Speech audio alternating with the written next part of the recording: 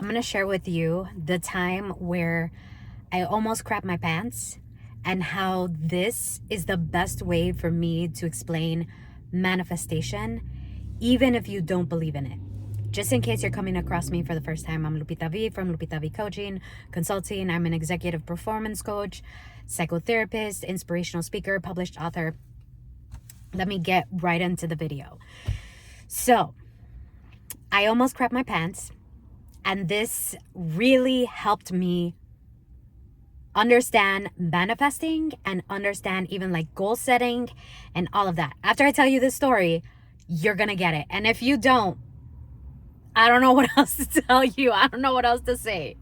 If you're interested in working with me, the link is somewhere. You know what to do. Yeah, so how do I want to start this? So I went for a walk. I love walking. And I went for a really, really long walk. I think I was like 20 minutes away from my Airbnb. And I was having such a good walk and I was getting all of these realizations and things like that. And then I had to take a crap. I had to poop. That usually happens when I start getting excited and I start getting all of these like downloads and realizations and going for a really good walk. So I was like, shh, I don't know if I could say bad words, so I'm not gonna say bad words. But I was like, I was 20 minutes away and it was turtling. Like, what I mean by turtle, like the turtle like popping out, right? My clients love when I give them analogies like this, when I tell them stories that really help them understand what they're going through and get past it quickly with humor. And I realized that I haven't been doing that a lot in my content, if at all. But so I'm 20 minutes away. I gotta take a crap and I'm just like, oh my gosh. And where my brain went, automatically, my brain saw me not making it to the toilet and taking off my pants and having to wash up. And what I was telling myself was, it's going to be okay. It's going to be okay. It's okay. See, it's okay. We have access to a washer and dryer. We have a private place so we can, clean up after ourselves. It's okay. It's okay. It's okay.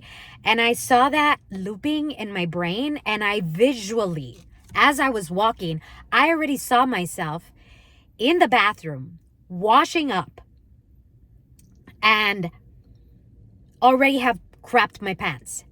And right at that moment, after maybe like 2 or 3 minutes of rehearsing this mentally, I realized, wait, what do I want? I don't want to crap my pants. Why am I thinking of this? I don't know, but it doesn't matter. My brain is just going to worst case scenario. What do you want, Lupita? I don't want to crap my pants. So let's visualize that instead. And at first it was hard. At first it was hard for me to fight against my own brain, visualizing not crapping my pants. And let me tell you this, when I was thinking about crapping my pants, I can feel my stomach loosening like it was going to happen.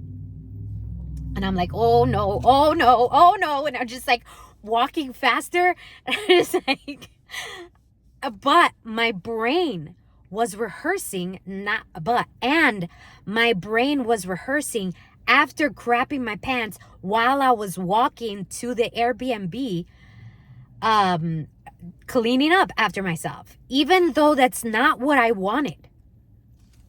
So when I caught myself thinking like that, right? Because my thoughts came first, and then came the feelings, and then came the physical responses to this. So once I caught myself, I was like, no, that's not what I want. So I had to take like a minute or two to think about what I want and created some momentum around that. I wasn't doing this fully consciously. I just knew I didn't want to crap my pants. I knew that's not what I wanted. So I was just like, oh my gosh, I'm telling myself this and my brain is rehearsing it and my body is responding to it. Let's get our body to respond to something else. What is it that you want? I don't want to crap my pants. Okay, no. And I said this to my body. No.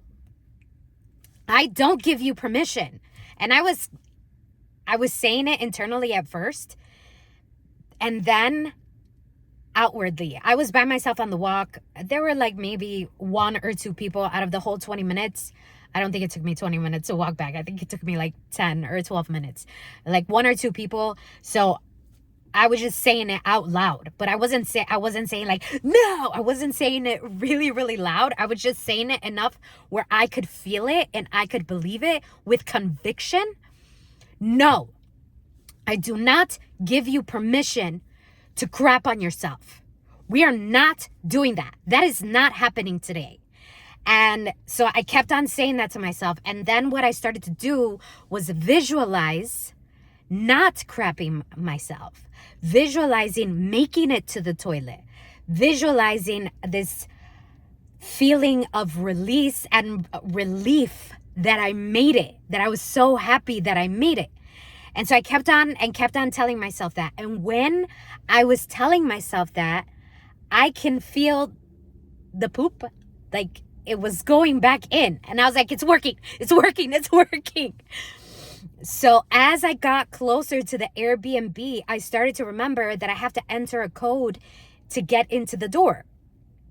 And at this Airbnb, I was sharing it with some other people. And so I was like, oh my gosh, I'm going to get to the door. I'm not going to be able to open it. No, I just stayed with the end result. I just stayed with saying, no, I do not give you permission. Body, I do not give you permission to poop on yourself. We are going to make it. We are making it. And so what happened was, as I got closer, nobody knew I went out for a walk. Nobody knew that I was coming back or anything like that. As I was getting closer, I was starting to worry a little bit that I wasn't going to make it. Like, oh my gosh, what if I can't get the door open in time during the daytime? It's hard to open the lock, and just all of these what if things started to pop up. And I kept telling myself in my head, it doesn't matter, we're gonna make it, we're gonna make it, we're gonna make it, we're gonna make it. As I got to the door, right when I was gonna flip the little thingy so I can enter in the code, someone opens the door and was like, oh, hey. And I was like, thank you so much. And so I went. I didn't even run because I felt like I had that much time. I went and went to my bathroom. I made it with time, and I was just like so happy. I felt like it was okay and I can go out for another walk. What does this have to do with your goals and manifesting?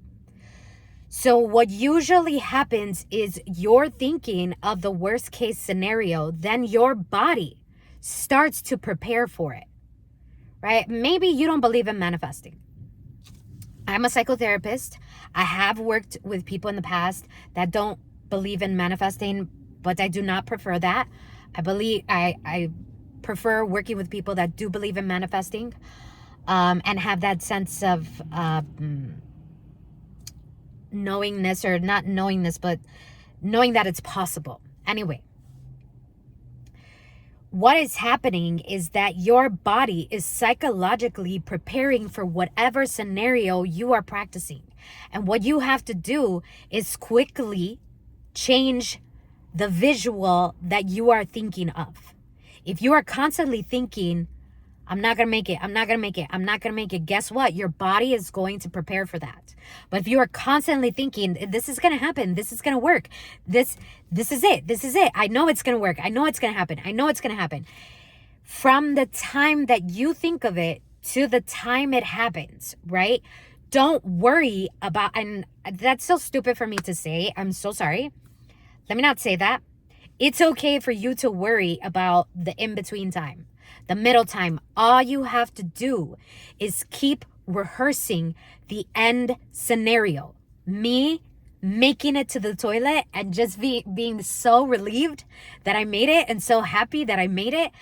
I didn't even know that happiness was connected to something else. That happiness was connected to me getting to the door and somebody opening it for me. Like it just happening for me, I didn't even know that that was going to be one of the reasons why I was so happy getting there.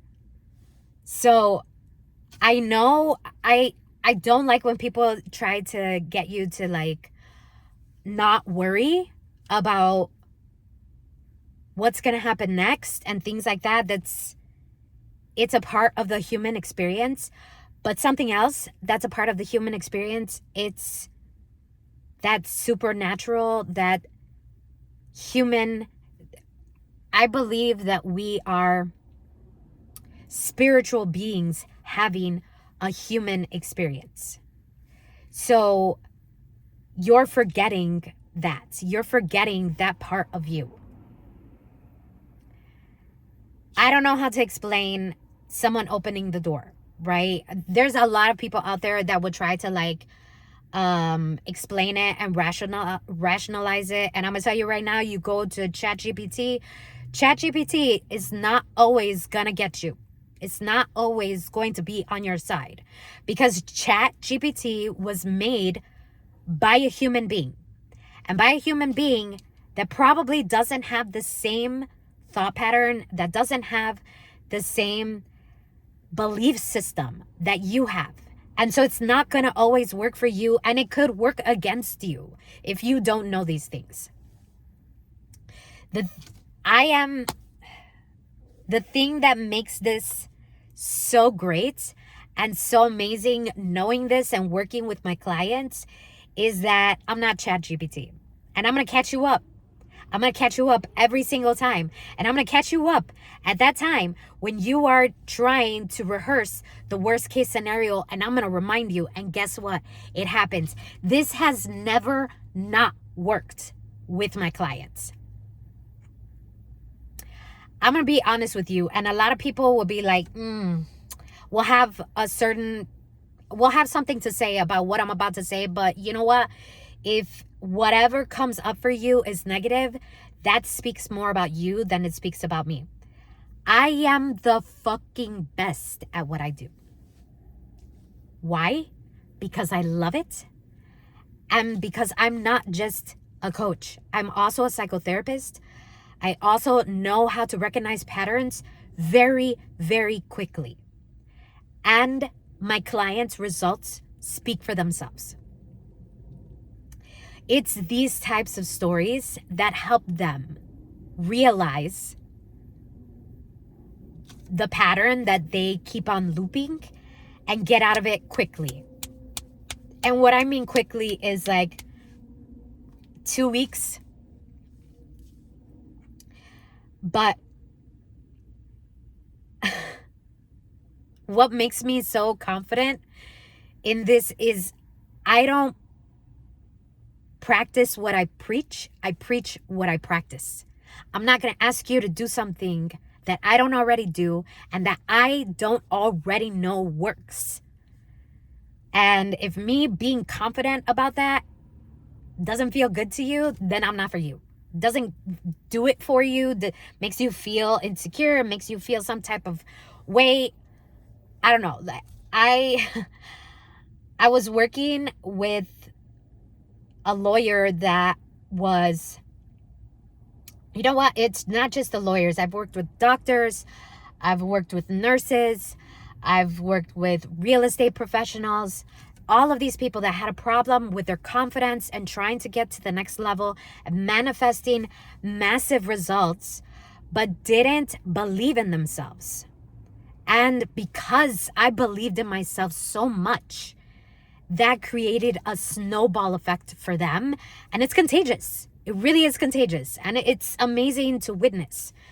But who wants to work with a doctor that doesn't feel confident in doctoring? I'm just going to be I'm making it real right now.